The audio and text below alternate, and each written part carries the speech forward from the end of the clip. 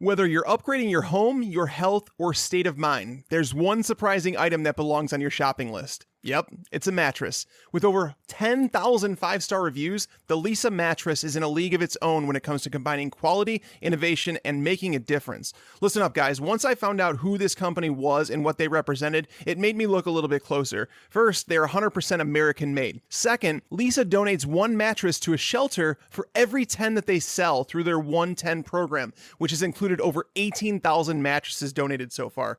We can use a little bit more generous notions in today's world. They also donate 1% of each of their employees' time to volunteer for local causes, like the recent hurricane victims. When I heard about all these wonderful things, I decided to order one myself. It comes in a box, literally a box about 4 feet tall and 2 feet wide on either side. That's a king-size mattress.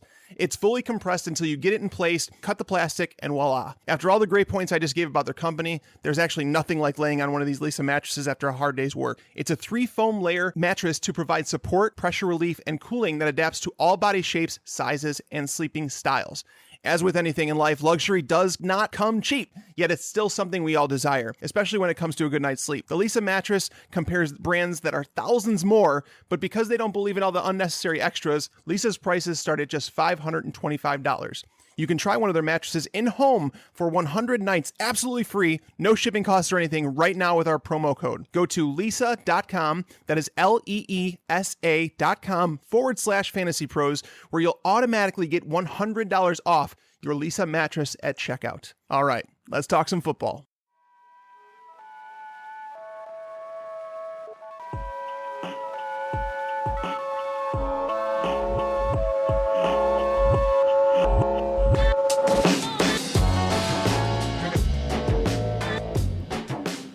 What's going on, guys? Welcome into the Fantasy Pros Football Podcast. I am your host, Mike Tagliere, once again riding solo, though Bobby will be returning soon. Don't worry, guys. I've gotten all of your tweets saying that I provide way too much logic and that you need more hot takes in your life from Bobby.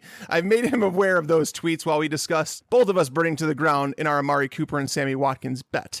But since Bobby is still out, we did what we always do and are bringing in one of the best analysts in the business. This particular one just happens to be an old friend of mine who I used to do podcasts with on a regular basis. Many have asked for this reunion, so it kind of made sense to happen. She's a radio host on Sirius XM Radio with Her Fantasy Football and also does work with Fantasy Alarm.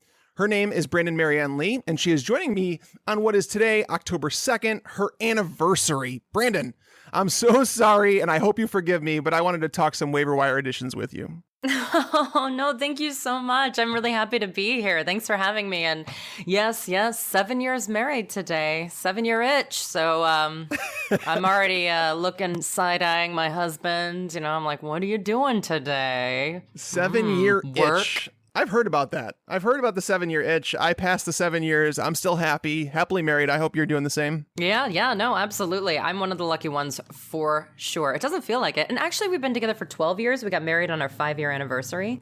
So we always call it our 12/7 or 11/6 or what have you. So no, wait. So you guys have the same anniversary. That's an argument that Tabby and I have all the time in regards to when she wants to celebrate the anniversary when we started dating soon, like as well. And I'm like, no, when you get married, everything starts over. Like there is no more dating anniversary. That doesn't count, right? Yeah, no, it doesn't normally. In our case, our dating anniversary fell on a Saturday. So it ended up working out, and it was a great day to get married. But otherwise, no, I agree with you. The marriage is the big one. You know, it's kind of like sometimes I call Carson my boyfriend, and he'll be like, no, I married you so that I would never be called a boyfriend again. And I'm like, well, do you want me to get a different one? Because I don't think you do. Yeah. So you get to be both. Good for you. Good for him. I'm happy for you guys. Happy anniversary.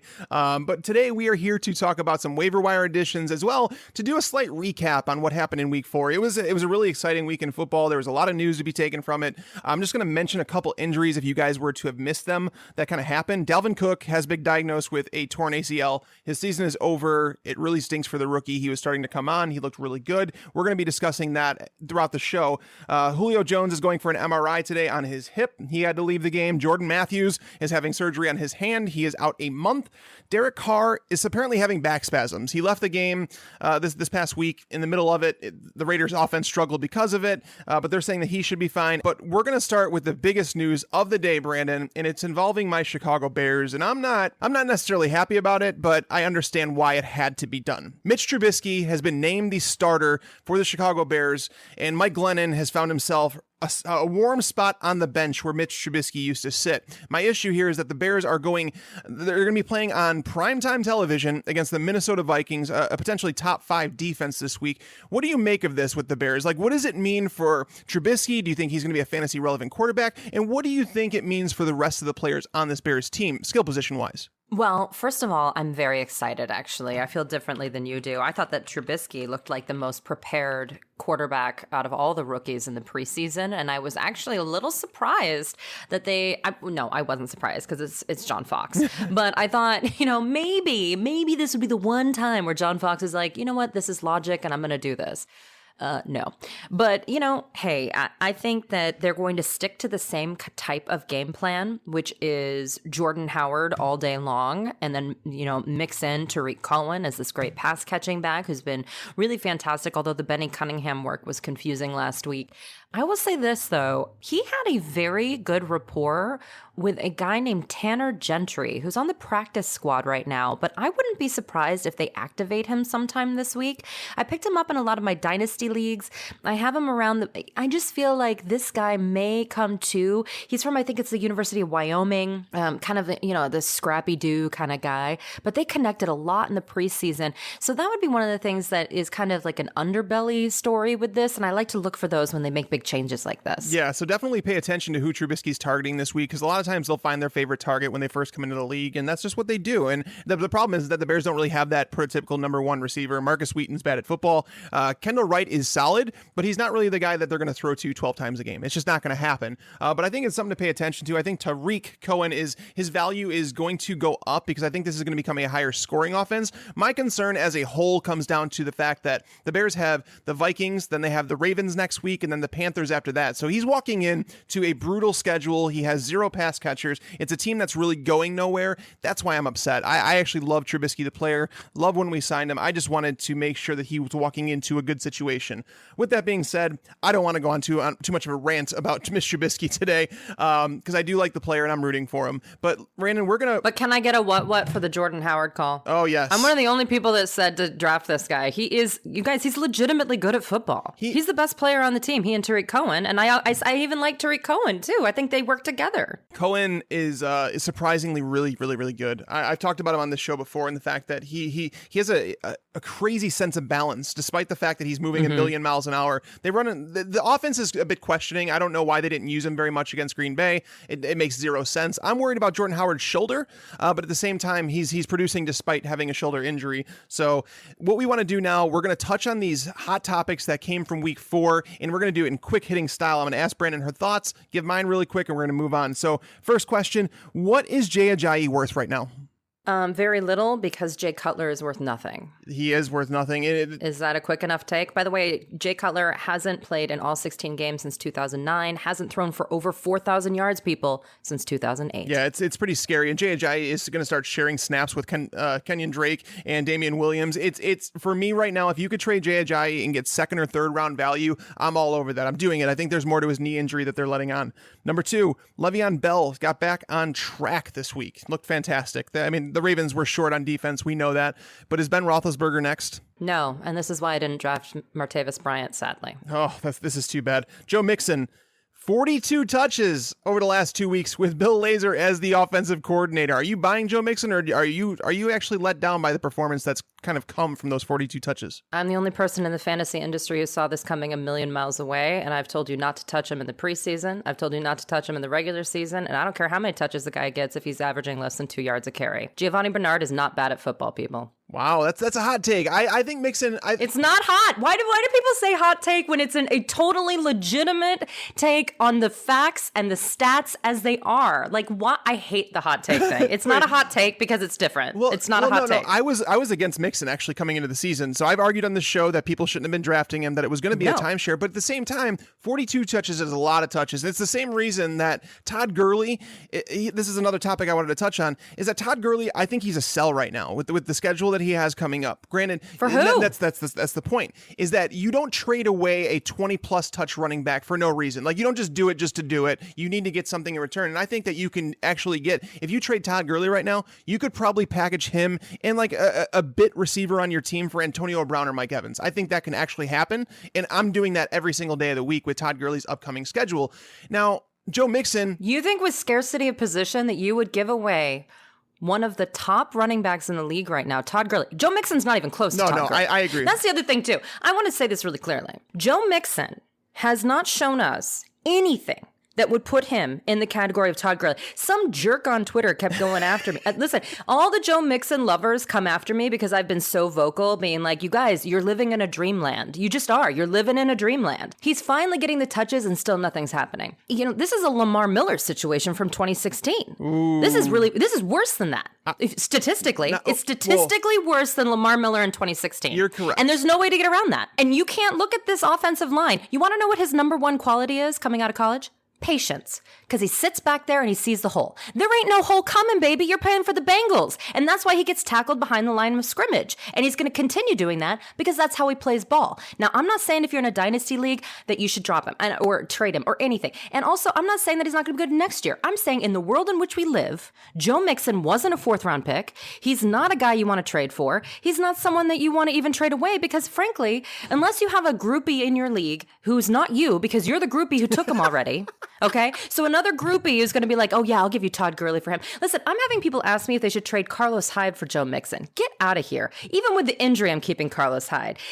You get less than 2 yards per carry. Why do we think he's not Jeremy Hill? He's putting up Jeremy Hill stats. You just delivered so much life into this podcast. I like, hands down, that was like one of the best performances I've ever heard. And I cannot argue with you. Joe Mixon, and I like what you said, and the fact that he's a talent, right? You're not disputing his talent, and the fact that not at all. Coming out of college, I actually compared him to the runner Le'Veon Bell. Absolutely. As a receiver, he's more like a Matt Forte, but you're right. The patience is his best attribute running the football, and he cannot have patience behind this offensive line, which ultimately could lead to this yards per carry that we're seeing right now. So, man, I love the take. I love your reasoning. I don't want to spend too much time on it, but man, kudos to you, Brendan. That was awesome. That's exactly why I wanted you on the show. All right, next point. The Rams have the most points in the NFL through 4 weeks. Is this something that we can continue to see going forward? Yes, and I probably have the most Rams on my fantasy teams out of anyone in the National Football League. Even including the Rams. I think I have them all. I think I have like their practice squad. Yeah, no, I think the only frustrating thing is that they're going to rotate kind of Bill Belichickian style who the wide receiver is each week. But let me tell you, Cooper Kupp, greatest 14th round pick I've had, and I got him in almost every league. Brandon was on Cooper Kupp. I remember doing an expert mock draft, and you drafted him before anybody else even thought of him, and it's kudos to you. He's playing extremely well right now. Deshaun Watson, he's looked really good the last 2 weeks against New England and Tennessee, which are two secondaries that are honestly quite brutal. Are you buying Deshaun Watson right now? I don't think New England's brutal at all. I think New England's the new funnel defense. I mean, I think they're terrible. Well, that's what I'm saying. Like, so are you buying Deshaun Watson as for real though? Like, that's what I mean by that is like Tennessee and New England, their secondaries are atrocious. So they're atrocious. I think that they were good. Oh no, okay. hell no, No, I misinterpreted. They made Cam Newton look good last week. I was like, oh please, girl, what are we talking about? I think he's kind of for real. Listen, it's a hard year for a lot of positions. The good news is that the stud quarterbacks seem to be performing like studs, so you don't need to worry about those guys. But if you did the late round quarterback thing and you got some Phillip Rivers out there, or, there's some scary dudes, because even when Rivers does well, it doesn't feel good. Yeah, that's It's going to go downhill fast, So I would pick up Deshaun Watson if I'm in a dubious situation. Yeah, and remember everybody that's listening out there, a lot of people gave me crap about Andy Dalton over the first 2 weeks of the season, but he's really come through, and he's looking really good over the last 2 weeks. It was against really bad defenses, I get that, but it was also against two really good defenses to start the year. So I just want people to apologize to me about Andy Dalton because he is a better quarterback than he looked in weeks 1 and 2. I want to mention this for a quick second. I just want to say the Jets have won 2 games in a row. This is 2017, and this is actually happening. They're not the worst team in football. It's kind of who would you say is the worst team in football right now? I know they have a win, but I think the Dolphins are real garbage. They don't look very good right now. The defense is... It's Jay Cutler, man. I don't know why this guy keeps getting jobs, and I'm blown away every time. I sound like a hater right now. I'm sorry. That was not professional. I'm going to say, in my professional opinion, that the Miami Dolphins are going to have a tough road to hoe. And then, of course, the Cleveland Browns, but that just seems like cheating. It does seem like cheating. They're playing each other this week, by the way, the Jets and the Browns. The Jets may actually win 3 games in a row, which is It's just fascinating to me. A team that was considered to be tanking. By the way, Cam Newton, is this like a step in the right direction, or is it just New England's defense and don't take too much from it? Yes, but I am worried about the shoulder. Every time he rolls his shoulder after throwing, I get very nervous because I have shoulder problems and I know exactly what he's doing. You know what's funny to me is that I was watching that game. I was watching quite a few games. I always try and have multiple games on the TVs in the house. And so I was watching that, and Troy Aikman started talking about Cam Newton started that game horribly, by the way. He looked awful, and Troy Aikman's like, man, with the way Newton's looked through the first couple weeks, there's got to be something wrong with his shoulder. Next thing you know, he's tearing apart this New England defense the way that every quarterback does. Like, let's just be honest about that. Every quarterback does. And then you don't hear anything more about the shoulder. I don't think his shoulder has been bothering him. I mean, granted, did he have surgery on it? Is it going to be a little bit different going forward? Of course it is. He's played some really bad defenses, and this is the first one he's actually looked good. It's obviously good for his confidence because I think he's a quarterback more than anybody else relies on confidence to play the quarterback position. But I am not buying Cam Newton as a top 12 quarterback going forward. I don't think that's a real thing. Brandon, one last question before we start moving into the waiver wire. Melvin Gordon, is he hurt more than they're letting on? Yes, but the Chargers actually are competing for worst team as well. Yeah, the Chargers. I don't know. He was like, it's like almost like him and Todd Gurley flip-flopped from last year to this year. It's like even going back to Melvin Gordon's rookie year, because Melvin Gordon was the guy who couldn't score a touchdown. He was averaging less than 4 yards per carry. Everything about him to start his career looked like Todd Gurley. And that's what people told me about heading into this year. I was buying Todd Gurley coming into the season. I'm selling him now for obvious reasons. But I'm not selling. I just don't agree with that, man. I'm not like, selling. what are you going to get for Todd Gurley? That's what I'm saying. I want a top receiver. I want like an Antonio Brown or a Mike Evans. That's what. But wouldn't you rather have a top running back than a top receiver at this point? But I think that Todd Gurley's stock is at an all-time high. If I were drafting today, would Todd Gurley go before Antonio Brown? No. I don't think he would. He's right afterwards. I think the only reason not is because he's so consistent, although, he had his meltdown this week and then got shunned by his teammates. Big Ben needs to also stop holding grudges. I agree. Anyway, I agree. Get over it, man. You're a grown man. Yeah, but I just don't think you can get what you're losing with Todd Gurley at this point. I think he is that good. I think the Rams are that good. I think Sean McVay is that good. Sean McVay, I talked about it saying that he was potentially, do you remember when Chip Kelly took over the Eagles and everybody projected them to be a bad offense? Like all they had was LaShawn McCoy, nothing else. Like nobody wanted any part to do with that offense. And all of a sudden they're the top scoring offense in the league. I said that Sean McVay could have a similar effect. I mean, granted, a lot of people didn't want to buy in on Jared Goff or Todd Gurley for that matter, but now everybody's all over them. And I just think it's comical going back and looking at some of the takes that people had about Todd Gurley, because he was really bad last year, but it was also to the point where he was playing for Jeff Fisher, a guy who refused to adapt his offense to the players he had on his scheme. Like it was just a bad situation. Todd Gurley, I'm happy to see him doing better, but at the same time, I'm selling because his schedule the next 2 months is just redonk. It's so bad. But let's move into the waiver wire. We're going to spend a lot of time on running backs and wide receivers because that's what you guys always want to hear. And Brandon, if there's one waiver wire ad between guys like Alvin Kamara, Latavius Murray, even Wayne Gallman, which one is your top waiver wire ad of these guys right now? My top one waiver wire ad is going to be Latavius Murray, just because they're going to have to use him that way. I am not a Jerick McKinnon fantasy analyst. I know there are a lot of people out there who've been waiting for this Jerick McKinnon train for years now. I'm off the train. I was never on the train, actually. Goodbye, train. But I think that Latavius Murray is a guy that they're going to at least, at bare minimum, be using at the goal line. I think this offense is good enough. If they could actually go a week without a major injury, we've seen it. When they haven't had a major injury in a week, they blow up, whether it's Case Keenum or Sam Bradford under center. So, as far as I'm concerned, if they can get a week of practice in, knowing who's going to be on the field and that person stay on the field, this is a good offense. It's a really good offense. So they've been able to move the ball. I think Stephon Diggs and Adam Thielen. Adam Thielen may be one of my favorite players in the National Football League right now. One of my other favorite double-digit draft picks that I have everywhere. These guys can move the ball, which means that Latavius Murray is going to have opportunities at the goal line. Even if he's not this elite back, he's not going to be getting 4.5 yards per carry or anything like that. But he is going to be able to get in the end zone. So to me, Latavius Murray is the clear-cut number one for me this week. Yeah, and they play against the Chicago Bears on Monday night. So he's going to have opportunity. The Bears have allowed a rushing touchdown in every single game this year. So Latavius Murray, even if it's like a 1 week thing where you want to get him off the waiver wire and then sell him after he has a decent game against the Bears, you can do that. And I'm with you, Brendan. Jerick McKinnon just never lived up to the hype. I mean, I think they finally realized what type of player he was towards the end of last year. And it kind of continued into this year where they were using him a lot more in the receiving game. But at the same time, he's not a guy that you're going to insert confidently into your lineup every single week. But Latavius Murray is number 2 on my board. I have him behind Alvin Kamara, and the reason I have Kamara higher is I don't know if you saw the Sean Payton quotes that he was saying to reporters while in London, actually. He was saying that going forward, he wants just 2 running backs to be involved in the game plan. He doesn't know which 2. It may vary from game to game, but he wants just 2 running backs. It's just too difficult for him to rotate 3 running backs in and out of the game. And it makes a lot of sense. Like, I don't know if they would have signed Adrian Peterson, having, known that they were going to get Alvin Kamara in the draft. I don't know if they knew that Alvin Kamara was going to be this pro ready right out of school. But he's making a difference. He's a playmaker. Anytime he gets the ball in his hands, he could take it all the way. I think we've seen that through the first couple weeks, and even most recently in London. Is it inconceivable that the Saints would move on from Adrian Peterson? I don't know if they would cut him, but some people are mentioning a trade. I don't know who would trade for Adrian Peterson at this point. But do you have anything against Alvin Kamara right now? No, nothing against Alvin Kamara.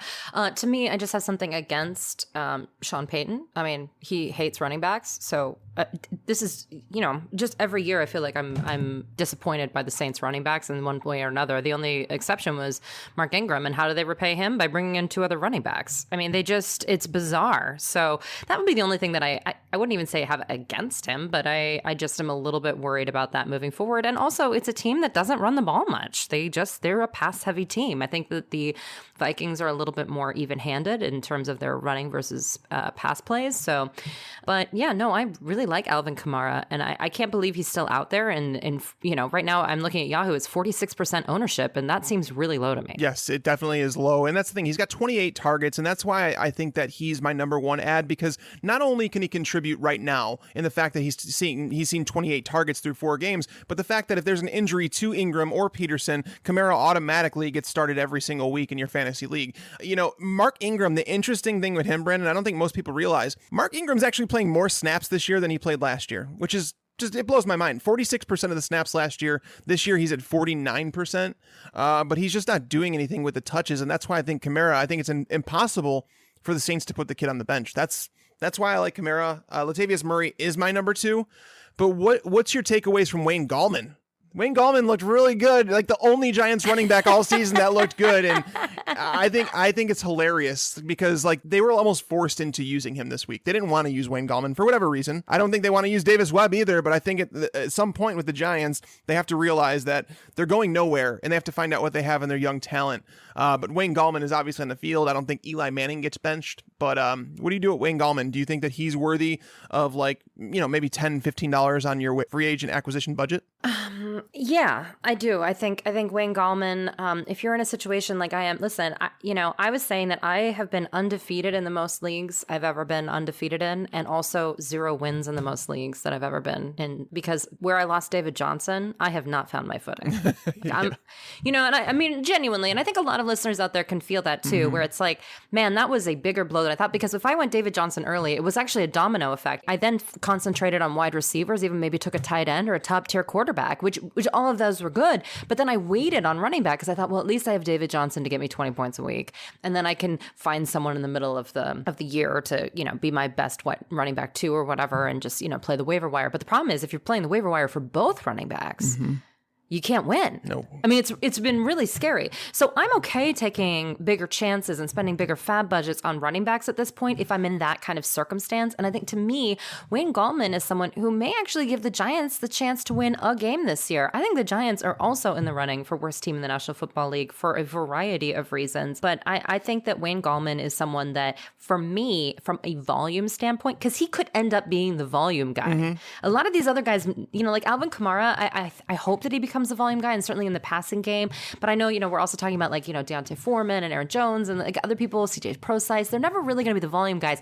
To me, Latavius Murray and Gallman, that's why I kind of favor them. I think they could be the dudes moving forward, and at least hopefully I can hope for a touchdown each week. I like it. And here's the thing is it's the same situation with the Giants for me that it is for the Seahawks. I don't think that you'll ever put one of these running backs in your lineup and feel confident. I think the closest that we got was this week with Chris Carson, and even that blew up in our face. Well, he broke his ankle, so. Well, I know, but that but that wasn't before Eddie Lacy got the start and was getting the majority of the carries before that even happened. I just don't understand what is going on in Seattle. Why Eddie Lacy was inactive for weeks 2 and 3, then all of a sudden Thomas Rawls is inactive, and Eddie Lacy's starting, even though Chris Carson has looked the best, not even close. I don't understand what's going on in Seattle, and the offensive line is just so bad that I don't think you're going to have a consistent performer out of any of them. The only reason that I think you have a sliver of hope with Seattle is because they're a top 10 scoring offense. I think they're going to be for the rest of the season with Russell Wilson. You cannot say the same thing about the Giants, and their offensive line is looking like it could possibly contend with the Seahawks for worst offensive line in the National Football League. Yeah, and they just have a quarterback who can't even pivot away. I mean, the real problem here, I've been saying this, is I always put Eli Manning on my bust list. I've yet to be wrong, but and literally, and every year I catch flack for it because we got a lot of Giants fans in the fantasy community, right? So they're like 2-time, Super Bowl, MVP, and I agree with all that. I don't have a problem with that. I can compartmentalize, okay? He was great today. No way. And part of the problem is that the offensive line is not good. There's no doubt about that. But the real problem is he can't even pivot when he's under pressure. So he goes down. It's just, there is nothing else he can do. At least Russell Wilson has a mobility. Yes. And I don't even need a running quarterback. I just need someone who can pivot. And he got negative rushing yards last year. And the only other people that have done that is his brother and Matt Schaub over the last 10 years.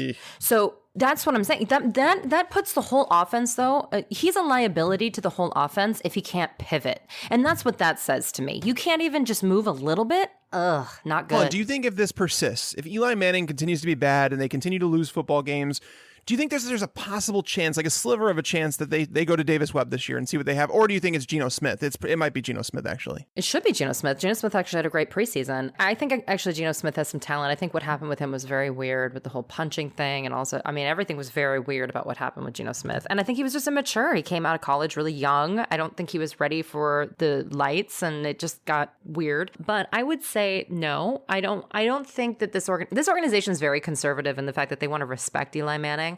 I think there's going to be a lot of talk during this offseason, like, Eli, do you want a front office job? What do you want? Let me know. We'll make it happen. But we got to move on because they need to pay Odell. Odell's the best player. Right. I don't understand how people watch football and think they shouldn't pay Odell. I think that's bizarre. They need to pay Odell, and they need to move forward. I agree. And now, so real quick, I want to go back to Latavius Murray. How much of since he's your number one free agent pickup, how much would you spend on him with free agent acquisition bucks? 20% of what I have left. That's solid. And I think that's fair because with Tariq Cohen, I had mentioned that it was around 20 to 25% I'd spend. And I think Latavius Murray, around 20% is fair because you're getting a workhorse for a team, potentially. There's a lot of carries to go around in that backfield. I don't think that they want to throw the ball 45, 50 times per game. So no.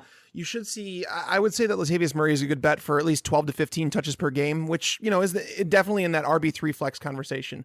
How do you feel about the Packers situation after Ty Montgomery went down? I know they're downplaying it now and saying that Ty Montgomery may potentially be ready for week 5. And I don't know how much truth there is to that, but Aaron Jones, he's the one who came in after Jamal Williams went down. Jamal Williams is going to miss a couple weeks. I think that's a guarantee. But Aaron Jones, at the chance that he starts for the Green Bay Packers in week 5, how much would you spend on him this week? Probably like 10%.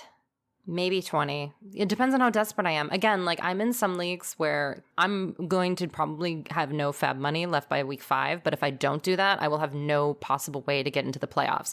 We're already through week 4, you guys. We are a third of the way to the playoffs. So you do need to spend your money. You can't take it with you. So I guess for me, it depends on how desperate I am. I do think that Aaron Jones scoring a touchdown at Lambeau Field and Lambeau Leap and everything felt really good.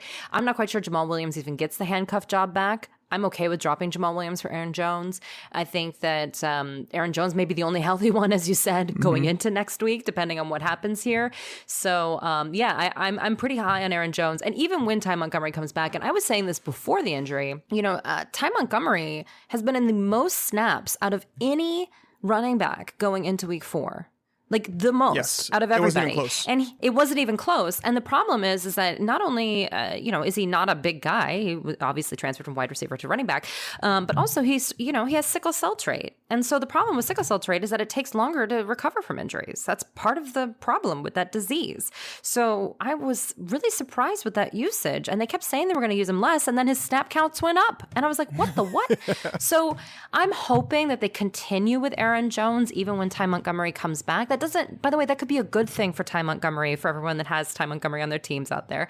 I think that would be good to actually get him a little more breathing room, keep him off the field a little bit, keep him fresh. So for me, Aaron Jones, it's not just about today, but I think it is even moving forward. I think he could be someone that, has that random touchdown. And we're going into bye weeks now, everyone. You're looking for good flex plays. We're going to talk about wide receivers, and there's some really good ones there too that have that touchdown upside. And I think that's where Aaron Jones is, because that's what you need when you're filling in bye weeks. Yeah, and that's where with Alvin Kamara, that's where I'm at with him. There's just that, Brendan talked about the position scarcity at running back right now, and that's why I think Alvin Kamara, I would spend upwards of 25% to grab him off the waiver wire this week. Latavius Murray is, I agree with you, I think right in that 20% range. And then it goes down to Deontay Foreman, Wayne Gallman. I think those guys are in that 10% range. I don't think that they belong in the conversation with Kamara and Latavius. Now, we've gotten through like 5 running backs now, and we have not mentioned the Seahawks running backs.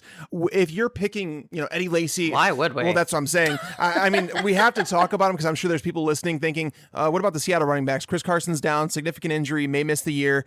Who would you prefer to have? If you're going to pick up one, is it Lacy? Is it Rawls? Or do you go away from both of them and you say Procise? I'm not quite sure Procise is going to be healthy. He's never healthy. That's the problem. I would say Procise 100%. Ever. If I knew that Procise was going to play every game, I'd say him because he's most involved in the passing game. And honestly, to run the ball, I don't think Lacy or Rawls is going to be anything like consistently. No, I don't. And, to be frank with you, should we be talking about McKissick? He's the only one who's looked dynamic. No, seriously, though, this is the thing. With the Seahawks, we're not quite sure. I literally could not tell you who is going to be the guy this week.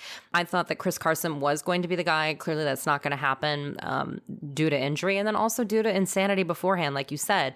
But I just, to be honest with you, the one who looks the best is McKissick in a very small sample size, only 4 carries and 1 target. But I wouldn't be surprised if they went with him. It's the Seahawks. We just don't know. I'm actually, and I said this at the beginning of the season, I am more confident in the Seattle Seahawks passing game than their running game by an infinite amount. And I said, and it was my bold prediction that they were going to throw the ball 60% of the time. Wow. I think it might even be more than that. Yeah, it might have to be, honestly, with the way that they look. That offensive line is putrid.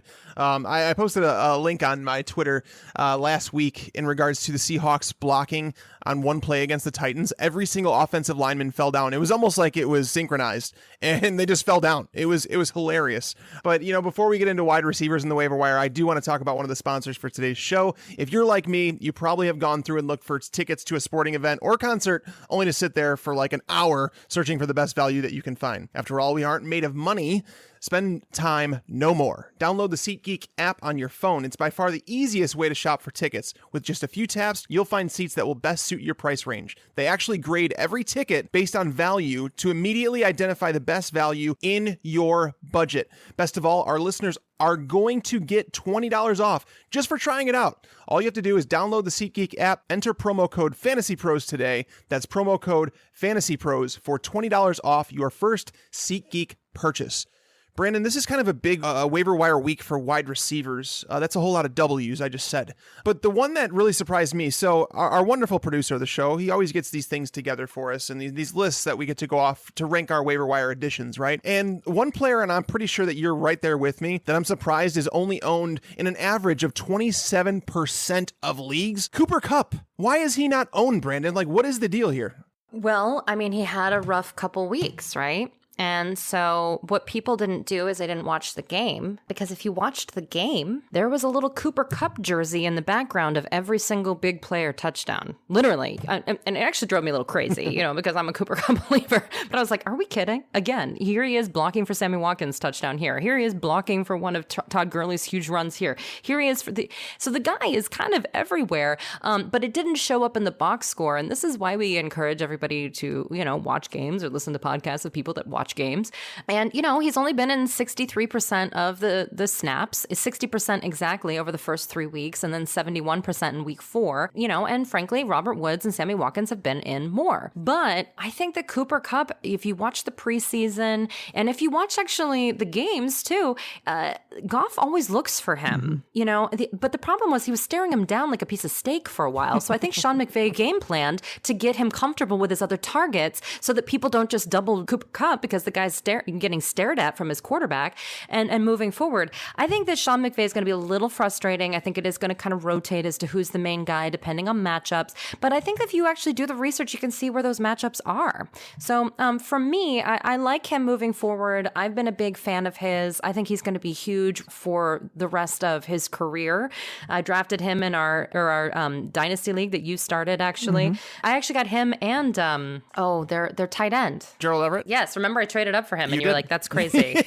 But I loved him, and I love him now. I mean, I just think that this is important. His injury kind of set him back, but the guy is a huge, big playmaker. So, listen, these are the two people that they drafted first when Sean McVay came to town, and he made sure that he got those two people. That's all he wanted was Gerald Everett and Cooper Kupp, and they have gotten integrated year one. I think this is a big, bright future ahead for both of them. Well, it goes back to the mock draft that I did, and the fact that you drafted Cooper Kupp. I mentioned in that article that I wrote up about the mock draft is that Steve Smith, it all comes back to this, and the reason I liked Cooper Kupp more than a lot of people in the industry did was because Steve Smith, ex-player Steve Smith, was, as an analyst now for NFL Network, he was saying that Cooper Kupp was his number one wide receiver in this draft. Like, I wasn't willing to put him ahead of Corey Davis, of course. I love Corey Davis, but when I have him in the Dynasty League too. And when you say that Cooper Kupp is your favorite receiver, it means he sees something in the kid that maybe some people are missing as a former wide receiver. So I definitely took that to heart. But Brandon was the one who was willing to reach for Cooper Kupp, and good for her, because Cooper Kupp I think he's like a wide receiver 3, wide receiver 4, and that's hard to find on the waiver wire, right? A guy who can consistently perform on your fantasy team. And with that being said, while Todd Gurley and Sammy Watkins have some tough matchups coming up, looking at it, the Seahawks, Jaguars, and Cardinals, that's the next three matchups, right? The Seahawks, Richard Sherman's going to be glued to Sammy Watkins. The Jaguars, their perimeter corners are lights out. And then you go to the Cardinals, Patrick Peterson on the perimeter.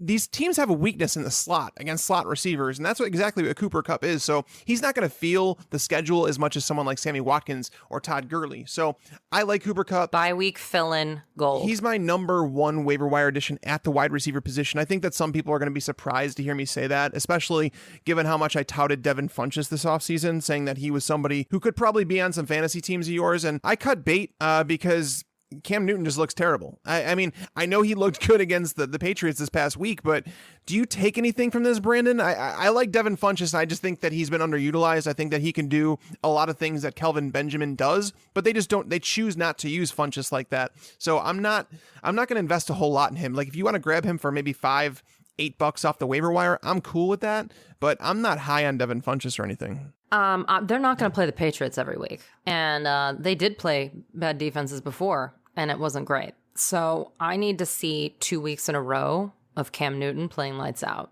before I believe it, personally. I'm worried about that. I'm sorry, I'm worried about the shoulder. I do think he is struggling. Again, I'm someone who's struggled with shoulder injuries my whole life. His movement on the sidelines is what concerns me the most. That's fair. And you're someone speaking from experience with shoulder injuries. So another player who's probably atop of a lot of people's lists, Will Fuller. I don't think that Deshaun Watson's arm necessarily fits what Will Fuller does. I know he scored 2 touchdowns this week, but they were on shorter passes. They weren't bombs, which is what Will Fuller is known to be, like, to go down the field and get it, right? And it was the same concern that I didn't like Fuller last year. If you recall, in his NFL debut against the Bears, I want to say Will Fuller scored 2 touchdowns that game, and everybody ran to the waiver wire to pick him up. And my argument was that Brock Osweiler's skill set does not fit what Will Fuller does. Like, don't bank on this happening a lot. And as we know, Will Fuller fell off a cliff. I'm not taking much from this game. Again, this is a matchup against the Tennessee Titans, a team that's allowed, a top 12 wide receiver in every single week. And it went into week 4 again. I'm not taking too much away from it. And the week before that, Deshaun Watson was against the Patriots, who, as we've talked about, they've been destroyed by every single quarterback they've played. So I'm not even taking too much from Deshaun Watson. I mean, he's looked better. I'm not going to say he hasn't. It's because there's been a lack of a pass rush from New England and from Tennessee that he just sits back there and he's actually able to go through progressions, which is one of my knocks on him. Like, if you go back in the first and second week, he was a quarterback that was looking to scramble out of the pocket. He was locking onto one guy, and he was throwing to that one guy all the time. Whereas the last couple of weeks, we've seen that change a little bit. And it's a step in the right direction for him as a quarterback, for sure. And that's something that needed to change. But do we expect it to happen going forward? Like, what do you think of Will Fuller? Or do you think that there's not enough for 2 receivers in Houston? Well, I think they need 2 receivers in Houston. I think that's great, because the problem was Watson hasn't played as difficult of defenses, but Watson was doing what Goff was doing with Cooper Kupp and just staring at Hopkins and only targeting Hopkins. I mean, it was way worse, obviously, in that particular case, but Hopkins at least has like NFL wide receiver one experience. So that was definitely the difference maker there. So I think that this actually helps Hopkins. I think that Will Fuller's fine if you are looking for a bye week fill-in and you don't need to spend a lot. I think unfortunately some people are going to spend a lot, and I'm not quite sure about that either. I think the only good news here is that this will split up the defense a little bit moving forward, which will help him in more difficult matchups. I feel like Watson is a fine ad and obviously has shown some great moxie. I mean, I'm into this guy. And one of the biggest things about him coming out of college is that he's a fast learner, right? And man, we saw that. Because, before I was like, this guy can't even complete a pass. And now he's like a stud muffin. So good for you. Good for you, Deshaun Watson. But do I think that this is going to, be interpreted or, translate into Will Fuller all of a sudden becoming not Mr. Dropsy and a number 2 wide receiver the rest of the way? No, I don't. I think that they're going to have to spread it around. I do hope that this helps Lamar Miller, too. I thought that was interesting. Yeah, Lamar Miller was a real surprise against the Tennessee defense where Deonta Foreman was coming up, and all of a sudden, like, he put the kibosh on that. I'm not going to take too much away from one performance because he's looked so mediocre over the last year and a half, but it was a pretty impressive performance from him. Yeah, so Will Fuller is down my list a little bit. My number 2 receiver, actually behind Cooper Kupp, is Kendall Wright. I think people are kind of underestimating this move to Mitchell Trubisky and what it can do for the Bears offense, right? So if you go back and you look at the last couple weeks, Mike Glennon, bad quarterback. I don't, there's really no way for me to say it. There's no other way for me to say it, guys. I hate to say that, people are just bad at their job, but Mike Glennon does not deserve a starting quarterback job in the NFL. And if you go back to the Steelers game that the Bears won, they won by running the football, right? And they won. Mike Glennon targeted wide receivers 4 times that game. He completed a pass to wide receiver 1 time. So, like going forward with Trubisky and what the Bears need to do with him, I'm not going to sit here and say that they will because I don't know. I don't have trust in John Fox. But what they should be doing is similar to what, going back to the Denver days, what they did with Jay Cutler. They need to be rolling Trubisky out of the pocket, moving the pocket off to the side, creating some space. That's the only way it's going to work for these wide receivers because they can't get open in standard routes. They have to improvise. There has to be some sort of option there for the wide receiver, for the quarterback. They need to learn each other. Kendall Wright is an experienced NFL receiver. He knows he has a full route tree. He was drafted as a first-round pick for a reason. I think Kendall Wright is someone who's going to become a lot more consistent in fantasy. We've seen little glimpses of it, but again, when Mike Glennon is completing 1 pass to a wide receiver, Kendall Wright's going to suffer. I just don't think that happens with Trubisky. Am I reading too much into this, Brandon, or do you think that there's still going to be a lot of inconsistencies because it's a rookie quarterback? No, one of the things that I talked about a lot in the preseason was the search for the number 1 guy on bad teams, because often they do get over 1,000 yards. Now, they don't necessarily get a lot of touchdowns, so they're more PPR options, but certainly that's where Kendall Wright's territory is, right? We're hoping that he's going to be the number 1 wide receiver for the Chicago Bears end of season. Maybe he gets close to 1,000 yards or 1,000 yards, but oftentimes that's what happens on bad teams. Look at Terrell Pryor in Cleveland last year, Kenny Britt for the Rams last year, over 1,000 yards on bad offenses and not exactly guys that are big names. So he's a value pick in PPR leagues, and again, especially when you're coming up on these bye weeks, you guys. I think you have to change your thinking right now because you have a few weeks here where you're going to have to fill in with people that aren't necessarily desirable. So if you're already a good team and you want a high floor guy for a fill-in, to me, that's Kendall Wright. I'm with you. I think that's a solid play right there. And against Minnesota, with Xavier Rhodes on the edge, I think Kendall Wright's probably going to have the best matchup on the field for Trubisky. And the Vikings don't necessarily allow a whole lot on the ground game. So it'll be interesting to see the Bears game plan with Trubisky under center. But I do like Wright going forward.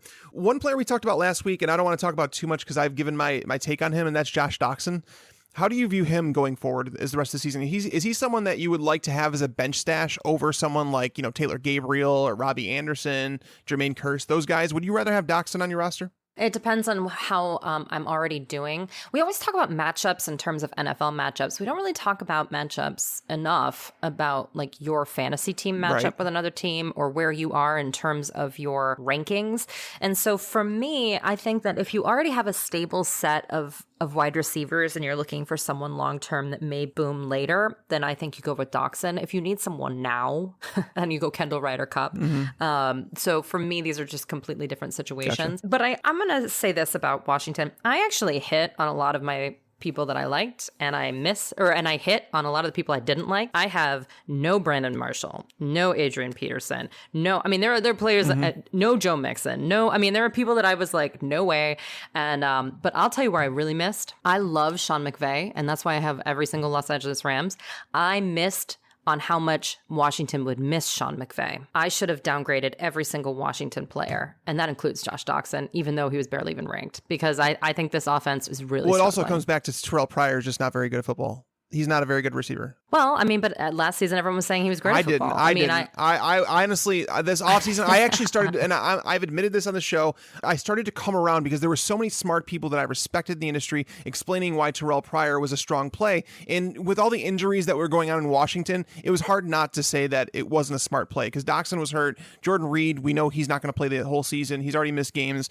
That Deshaun Jackson gone, Pierre Garçon gone. It was Terrell Pryor from a quarterback. Crowder hurt. Yeah. I think Crowder's more hurt than we think. I agree because Crowder is an actually good receiver. He's a really good player. Yes, but Terrell Pryor just looks lost out there. I felt like he was a volume play last year, but he's almost regressed. And it's weird to say that. This is his last chance for me tonight. We're recording this on Monday during the day. You may be listening to it after the game has already been played, but I think his matchup tonight is actually a really good one against Terrence Mitchell, where he doesn't line up on Marcus Peters' side of the field a whole lot. So Terrell Pryor should actually have a good game in an area where a lot of teams have attacked the Chiefs and succeeded. So if he doesn't this week, honestly, Josh Doxson moves up my waiver wire board because it means that Terrell Pryor can't even get it done in the best of matchups, which means Josh Doxson is going to keep getting more opportunities, and he's actually the best receiver on this team. Yeah, you guys forget he was a very highly touted first round draft pick, and his injuries really sidelined him, and obviously, he moved out of everyone's consciousness.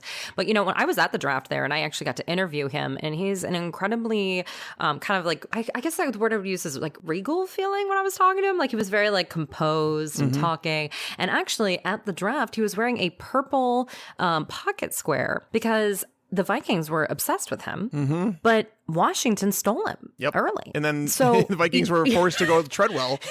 Oh, poor Vikings, right? Is this the poor Vikings show? But yeah, and so, this guy was highly touted. He has all the talent. Man, I am worried about those injuries.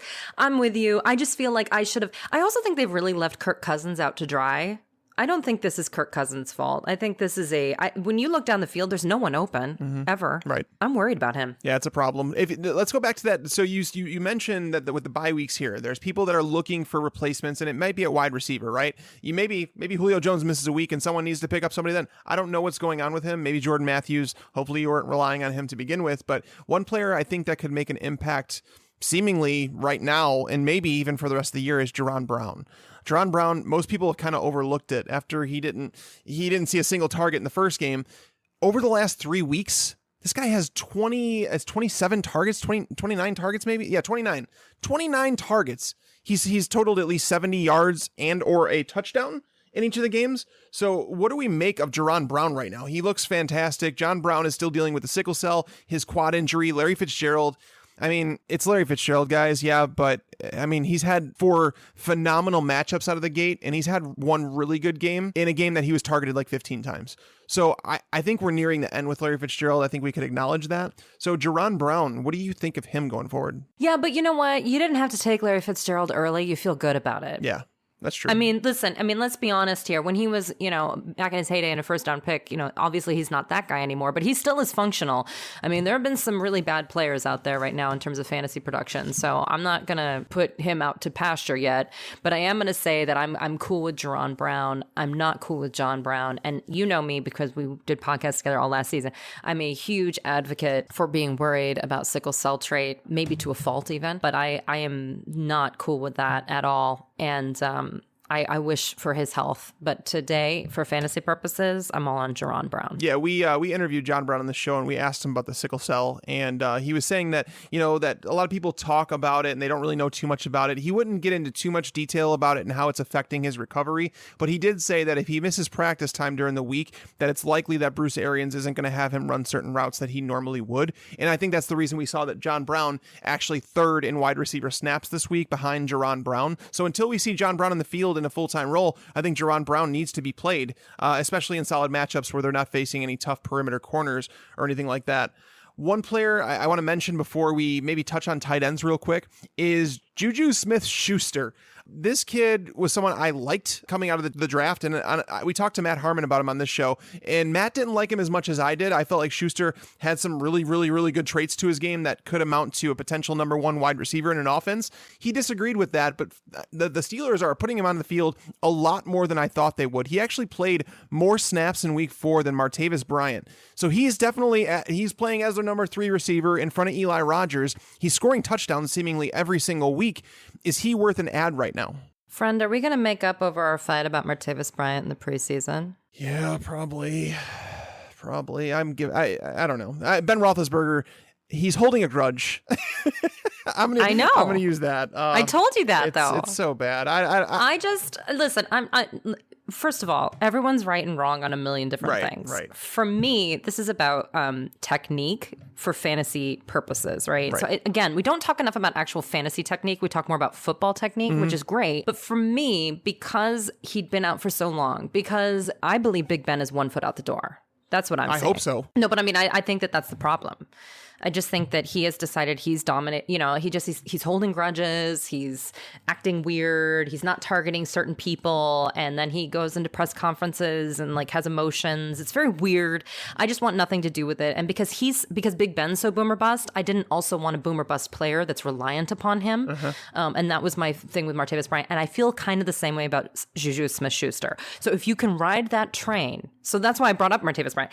It's a train you're going to have to ride, and it's bumpy and it's jerky, and you're probably going to get motion sickness. But if you are desperate, I do believe in Juju Smith-Schuster. And remember when Martavis Bryant and Sammy Coates had a little fight on Twitter when they drafted? So, yeah. I think that this is legit. They really do want him to come in. I think there's a possibility he does take over for Martavis Bryant. I'm worried. But again, I'm worried because of Big Ben and his erratic behavior so far this season. I'm worried for this entire offense, which actually I went back and forth with Scott Piankowski from Yahoo about how I would actually rank Gurley above Bell rest of season. Wow. Just one spot. But I said, for me, I don't trust that Pittsburgh offense. I trust the Rams offense. And to me, that gives him the slight edge because I'm not quite sure. We saw it this week, but I think we're going to see less of those big time games from Bell because of Ben's erratic behavior and on and off the field. I'm very hesitant. So that's why I'm a little hesitant with Juju. But listen, you may be in a deep league where you have to do it. And I did like Juju Smith-Schuster for the season or for like dynasty purposes. Right. So I think the talent is there. I'm with you 100%.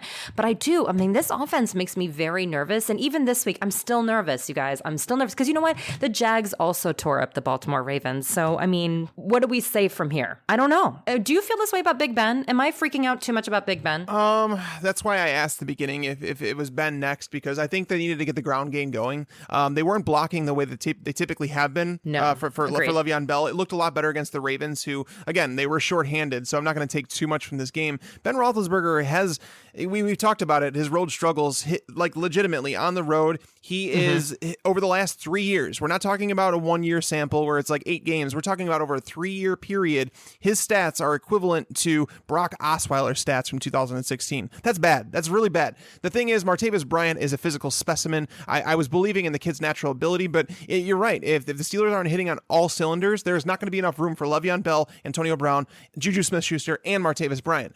With that being said, Martavis has almost doubled the targets of Juju right now, so I'm not so worried about. But what has he done with them? Exactly, that's the problem. We keep talking about targets like that's the thing. You guys, sometimes people are getting targets and it's not happening. But it seems like it's all based on timing, where it's like Ben does not have the timing down with Martavis. There's been 2 balls that I've seen personally, because I try and watch a lot of these games, but sometimes I won't get to all of them because it's just impossible to do it in a week. But Martavis Bryant, there's been a couple balls where it's literally off the fingertips, just a second away, and it may just be a timing issue because he's coming off of a year suspension. With that being said, can I make a plea right now that it stinks because Martavis Bryant was supposed to be a free agent after this year. I want the Bears to go out and trade for Martavis Bryant. I want them to get hit.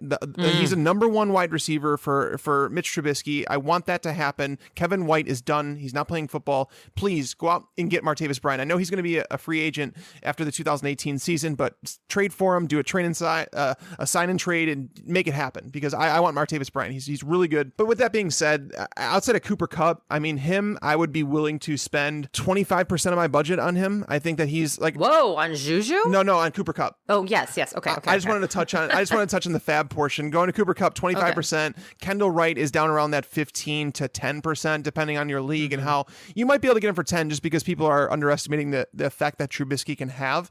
But everybody else kind of falls in this like $5, maybe up to 10 for Jerron Brown. I'm not in love with anybody. Is there anybody that I'm missing here that you really wanted to talk about? No, I will say this. Juju Smith-Schuster, part of the uptick as well has been Eli Rogers' injury, and they did have Juju in the slot a few times in preseason as well. So that is part of it. I don't know what will happen with his usage going forward. I just wanted to point that out. I will say I'm incredibly disturbed by Amari Cooper's play this year. I don't think this is a one-off or 3 or 4 off. And I don't know what's going on with Derek Carr's injury yet. I don't know who you would invest in necessarily there, but I think you could get Seth Roberts maybe for free after free agency, and I would maybe do that. I think this is a real problem. And I think the Crabtree injury, you watch it mentally. I don't know what's going on with Amari Cooper. And by the way, I'm not trying to be anecdotal here or whatever, because I think that some of the things that I'm saying but a lot of these have fantasy repercussions. And part of the problem is he has one of the hardest schedules in the National Football League for wide receivers. And he can't get his confidence up. And I don't know what's going on with him. He's just not. I don't know what's going on. I'm personally worried. And for me, I think Seth Roberts might be a decent play moving forward. And I apologize for having to say that out loud. Yes. I do. But we have to talk about it. I'm not going to sulk over Amari Cooper right now. It's been a sad season for us Amari Cooper truthers. But again, he's 23 years old. Things are going to happen. He's going to have some struggles. And, right now, Derek Carr, that's the biggest thing. Against the Broncos, you could say that it was obviously a tough matchup. But at the same time, it's been all season. Yeah, I've explained that his issues are different than a lot of other people's, where it's like a lot of mental things and he needs to get over them. But I think he will in the long run. But let's touch on tight ends before we have to get out of here. I can't believe it's almost an hour has gone by. But let's run through a couple tight ends here. I have 4 names that I want you to put in order: Evan Engram, Cameron Brate, Austin Seferian-Jenkins, and Tyler Kroft. How would you rank those? Is that the order that you'd have? Because that's my order. Yeah, well, I've been all over Evan Engram since the preseason. I was outside of Evan Engram before the preseason because he was known as not like the best blocker, and I knew that the offensive line for the Giants was questionable at best, and so that concerned me, right? But I would say that moving forward, the guy has been incredibly good, incredibly consistent, and he has at least 4 catches and at least 40 yards in every single game. That's Michael Thomas territory right there. He did that his rookie season as well. Boom. I like him. So I'm going to stick with you on that. I think Tyler Kroft is a tight end 1 as long as Tyler Eifert is out. And I wouldn't be surprised if they did 2 tight end sets when Tyler Eifert comes back. Yeah. I am concerned. And then, how could you not be? Right. How could you not be? This guy is always hurt. And then, Cameron Brate, yes, we knew that he would be the guy over O.J. Howard, although O.J. Howard also had a touchdown last week, you guys, in terms of being the pass catching back. So for me, yes, I like him. Austin Seferian-Jenkins, I had to play him this week. It just, it is what it is. 4 for 4, 46 yards, meh. And then Jesse James is going to be touchdown dependent. But man, when they need him, they'll need him. And he has been catching all of his passes. He's been quite good. So I actually like your order. I'm going to keep it that way, except for I might move Tyler Kroft up to right behind Cameron Brate. Yeah, it'll be interesting to see how Cameron Brate's handled this week. And I like how you mentioned the fact that O.J. Howard is seeing snaps. And you want to know the funny part about that? Most people don't know. O.J. Howard has outsnapped Cameron Brate 122 to 99 through 4 weeks. He's actually playing more snaps. Okay. And that's the thing is, like, we didn't want to put rookie tight ends that high. I'm with you. In terms of Evan Engram, I didn't think that he would make an impact right away, especially with the blocking concerns, the Giants offensive line, but they're essentially using him as a wide receiver in the slot. He is blocking better than I thought he would. But Evan Engram is definitely my number 1. Cameron Brate this week against the Patriots, that's a Thursday night game. I actually wrote that one up already. I've been going through and looking at notes and tidbits. It's really interesting to look at Cameron Brate or O.J. Howard this week because I think one of them is going to present a lot of value, but they're almost canceling each other out, right, Brandon? Because like at the tight end position, what we want is targets. That's what we're searching for because that presents opportunity. We want a high scoring offense. The Bucs are presenting that, but when it's a timeshare among tight ends, it gets ugly. But at the same time, Cameron Brate, if you're going to bet on one, he's the one seeing the most targets there. So, but if you're not Zach Ertz or Rob Gronkowski, you're hit or miss this year at the tight end position anyway. I mean, to be fair, it's a complete disaster zone. It's nuts. I actually did my rest of season rankings earlier today, and I debated putting Zach Ertz over Travis Kelce. I couldn't do it, but I would understand why. I did. I would understand why someone would. I really would. Like, Zach Ertz, the biggest beneficiary of the Jordan Matthews trade. Jordan Matthews being out of the lineup is huge for him. He's become the safety blanket for Carson Wentz, and that's a really good thing when you have Alshon Jeffrey and Torrey Smith out there stretching the field. So, by the way, on Evan Engram, Zach Ertz, Evan Engram, and Rob Gronkowski are the only tight ends with 30 targets so far this season. Yeah, Kyle Rudolph is kind of fallen off. That's something we'll have to talk about a different day because we are unfortunately out of time, Brandon. I had a blast talking with you, though. Thanks for coming on. You too. I miss ya. Yes. All right. So go enjoy your anniversary. We are going to get out of here. We will be back, obviously, on Wednesday to record our sit and start show, going through the plays in week 5, which ones are the best to sit, which ones are the best to start, and a bunch of other nonsense. I want to thank our sponsors for today's show, Leesa Mattresses. Go ahead, check them out, leesa.com/fantasy pros, and check out SeatGeek, promo code Fantasy Pros. Thank you as always for listening, guys. We will see you next time. But until then, lights out. I just wanted you to watch me dissolve.